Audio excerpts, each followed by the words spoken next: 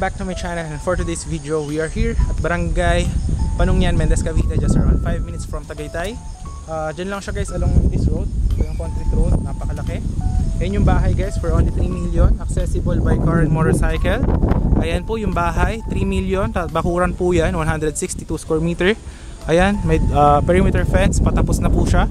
Malapit na po ang turnover.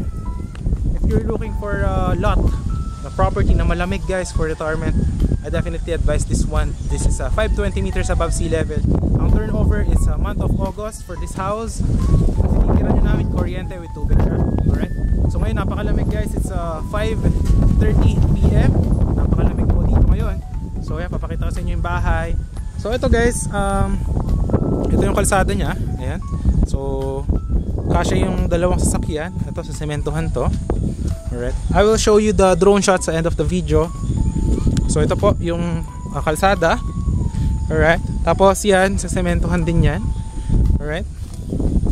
Yan, paliko. Yan. Kaso kasi nag-uulan ngayon, kaya na-delay.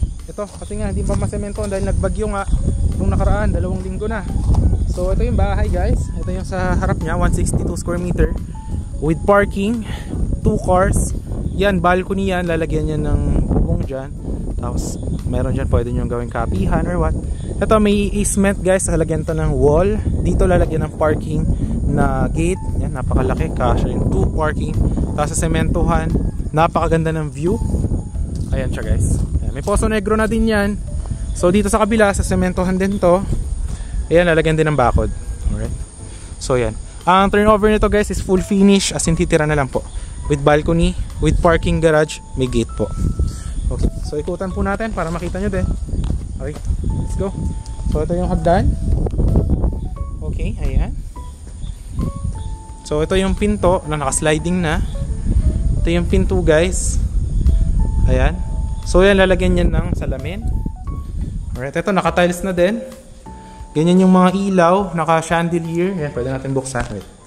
Naka-modern breaker na din siya guys. Ayan. Tapos ito for August, turnover na po ito, no? Ayan, yan yung sa living niya, yung kitchen. Ito yung room, CR, room. So, buksan natin to para makita nyo. Wait lang ha. Wait lang. Dito yung sa kitchen, yan, naka-tiles na yan lahat. Alright. Yan, para maliwanag. Ganyan yung chandelier. Alright. Ayan, para maganda. Alright, may ilaw na. Sa kabila, buksan din natin. Right? Buksan din natin dito sa kabila. Ayan, para maaliwalas. So, yan, ganyan po yung ating finish. Ayan. So, napakalaki ng living area, no? Ayan. Tapos, mabakuran yan dyan. 1 easement. And dito yung inyong weather. Ayan. Ito yung first na bedroom. Ayan. Tinatapos na to guys. Kaya dami mga pintura dito. Ayan, no? Alright. So ito yung view sa labas. Yan, balcony to. Yan, parking. Nakabakod din yan with gate. Tatapusin yan lahat. Yan. Tapos dito, ayan, kanyang ano naman, may screen na din. Yan. So ganyan yung room. Napakalaki, no? Yan, para ma-visualize nyo. Ito yung isang room. Yan. Tapos ngayon, doon naman tayo sa CR.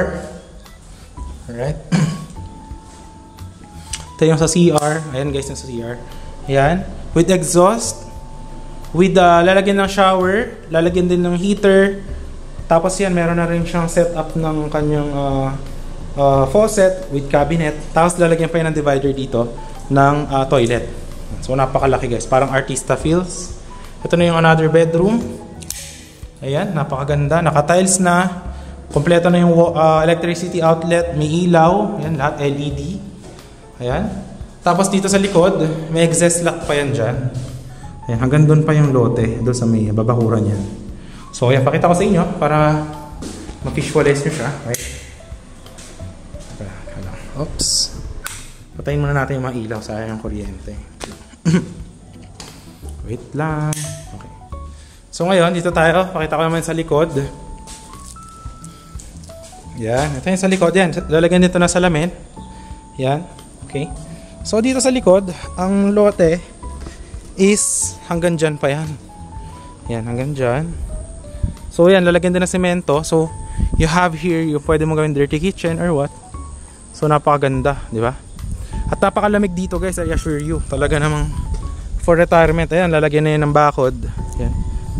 Tapos ito, walang may-ari na tong area. So yan, pwede nyo tanim-taniman to. Open space. Doon ako nag-park ng motor. Kasha truck. Yan, lahat. May tricycle, may hospital, as in lahat. Yan, may ilaw na rin sa labas. Ayan, makikita nyo naman. So yan guys, if you are looking for a property guys na malamig, and eto na, talagang titira na lang for only 3 million to guys. I assure you, this is one of the best deals in here. Just 5 minutes from Tagaytay, here at Mendez, Cavite. Ang terms dito guys, 1 million yung down payment. Pag turnover sa inyo naman, contract to sell kayo with the seller.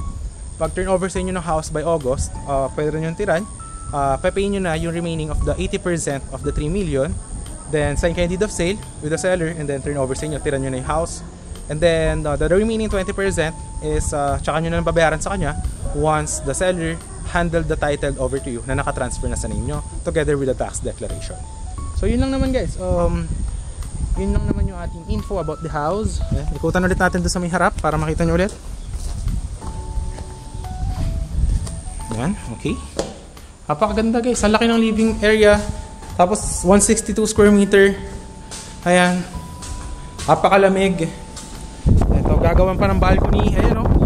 Diba? Ang lamig guys. Sa promise. Ayan, lalagyan ng gate yan dyan sa parking. Ayan, yung view. Ayan, may kalsada yan ha. Ayan o, nandun na yung kalsada.